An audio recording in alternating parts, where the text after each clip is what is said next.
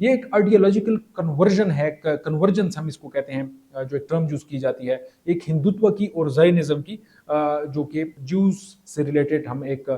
वो एक्सपेंशनिज्म की बात करते हैं। इंडिया का जो हिंदुत्व है वो इसराइल की जायनिज्म की जो प्रिंसिपल है वो शेयर करता है। उसमें क्या है, उन प्रिंसिपल्स में, उन असूलों में क्या सबसे पहली चीज आती है? उसमें आती है सबसे पहले एक डोमिनेंस, मेजोरिटेरियनिज्म की। उसमें होता यह है कि आप लोकल लोगों की शनाख्त को खत्म करते हैं, उनको फोर्स करते हैं कि वो या आपकी शनाख्त इख्तियार कर लें या वो उस इलाके से निकल जाएं, और या फिर वो सेकंड ग्रेड सिटीजन कंसीडर किए जाए। और फिर अगर आप दोनों में देखें, इसराइल जो ऑक्युपाई किया हुआ है गजा में और जो सारा फलस्तीन में किया जा रहा है, तो उसमें वो डिनाई कर रहे हैं माइनॉरिटी की आइडेंटिटी को, जिस तरीके से मैंने आपको बात की शनाख्त से रिलेटेड। और फिर उसके बाद टेरिटोरियल एक्सपेंशन की एक बात की जाती है, जमीनी एक्सपेंशन की, उस पर कब्जा करना किस तरीके से,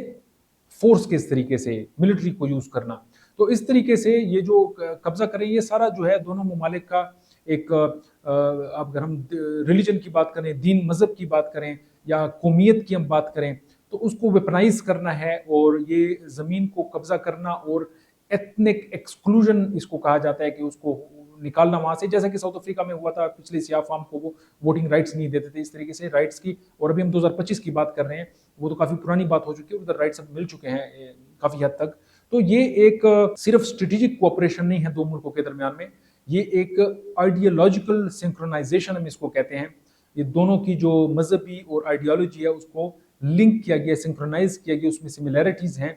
तो इस पे जो है नाज़रीन कराम, अगर हम मुस्लिम दुनिया की बात करें, तो मेरे ख्याल में क्या ये हिपोक्रेसी नहीं है, क्या ये दोहरा मयार नहीं है कि बज़ाहिर तो वो रिजेक्ट करते हैं इसराइल की जो है या इंडिया की जो अप्रोच है उसको कंडेम करते हैं, बुरा भला कहते हैं,